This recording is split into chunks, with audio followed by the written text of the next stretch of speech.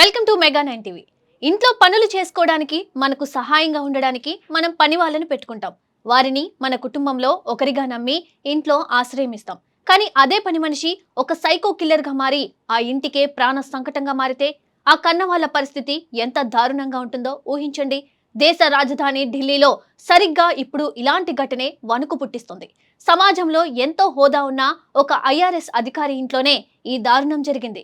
Civils కు prepare అవుతున్న 22 ఏళ్ల ఆయన కూతురుపై ఒక మాజీ పని మనిషి అత్యంత కిరాతకంగా అత్యాచారం చేసి ప్రాణాలు తీశాడు.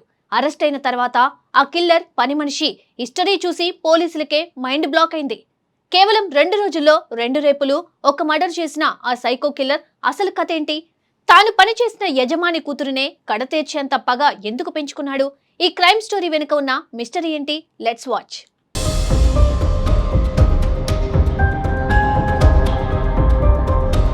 ఢిల్లీలోని ఈస్ట్ కైలాష్ ప్రాంతంలో నివాసం ఉండే ఐఆర్ఎస్ అధికారి ఇంట్లో నిందితుడు రాహుల్ పని మనిషిగా ఉండేవాడు. వాడి వయసు కేవలం 19 ఏళ్లు. అయితే వాడికి ఆన్లైన్ గేమ్స్, ముఖ్యంగా డబ్బులు పెట్టి ఆడే లూడో గేమ్ ఆడే వ్యసనం ఉంది. ఆ వ్యసనం కారణంగా వాడి ప్రవర్తన, పద్ధతి ఏమాత్రం సరిగ్గా ఉండేది కాదు. తోటి పని వాళ్ళ దగ్గర కూడా డబ్బులు అప్పుగా తీసుకుని తిరిగి ఇచ్చేవాడు కాదు. పైగా వారిని బెదిరించేవాడు. రాహుల్ ప్రవర్తన నచ్చకపోవడంతో ఆ ఐఆర్ఎస్ అధికారి సరిగ్గా నెల రోజుల క్రితం వాడిని పనిలో నుండి తీసేశారు. ఇక్కడే వాడిలో క్రిమినల్ థాట్స్ మొదలయ్యాయి. నన్నే పనిలోంచి తీసేస్తారా అని ఆ ఐఆర్ఎస్ అధికారిపై పగ పెంచుకున్నాడు. ఎలాగైనా ఆ కుటుంబంపై కక్ష తీర్చుకోవాలని వెయిట్ చేస్తున్నాడు.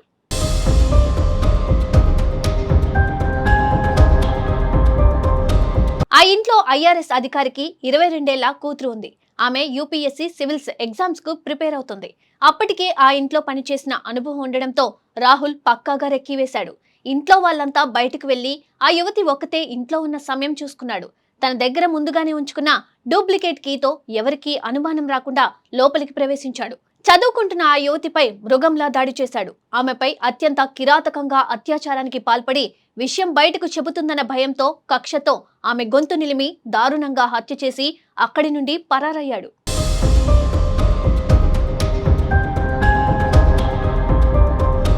ఇంటికొచ్చిన తల్లిదండ్రులు రక్తపు మడుగులో విగత జీవిగా పడి ఉన్న కూతుర్ని చూసి గుండెలు విలిసేలా రోధించారు. వెంటనే రంగంలోకి దిగిన పోలీసులు సీసీటీవీ ఫుటేజ్ ఆధారంగా ఆ మాజీ పని మనిషి రాహులే ఈ ఘాతకానికి పాల్పడినట్లు గుర్తించారు. ద్వారకా సమీపంలోని ఓ హోటల్ వద్ద వాడిని పట్టుకొని ఇంట్రాగేట్ చేయగా పోలీసులకే ఫ్యూజులు ఎగిరిపోయాయి.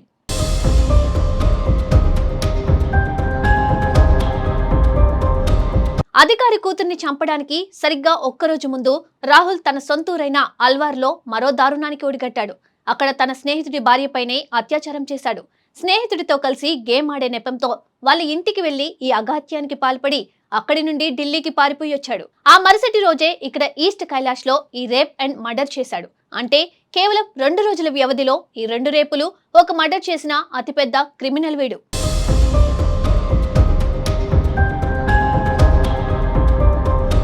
నిందితుడి క్రిమినల్ మైండ్ సెట్ వల్లే ఇంత దారుణాలకు ఒడిగట్టాడని ఢిల్లీ జాయింట్ సిపి విజయ్ కుమార్ తెలిపారు. ప్రస్తుతం పోలీసులు వాడిని రిమాండ్లోకి తీసుకుని విచారిస్తున్నారు. ఏది ఏమైనా దేశ రాజధాని, అందులోనూ ఓ ఉన్నతాధికారి ఇంట్లోనే యువతలకు రక్షణ కరువైతే ఇక సామాన్యుల పరిస్థితి ఏంటి అన్న ప్రశ్న ఇప్పుడు తలెత్తుతోంది. ఈ ఘటన ప్రతి ఒక్కరికి ఒక హెచ్చరిక. ఇంట్లో పని వాళ్ళను పెట్టుకునేటప్పుడు వారి బ్యాక్గ్రౌండ్, వారి ప్రవర్తన ఖచ్చితంగా చెక్ చేసుకోవాలి. వారిని పనిలో నుండి తీసేశాక కూడా ఇంటి తాళాలు జాగ్రత్తగా మార్చుకోవాలి.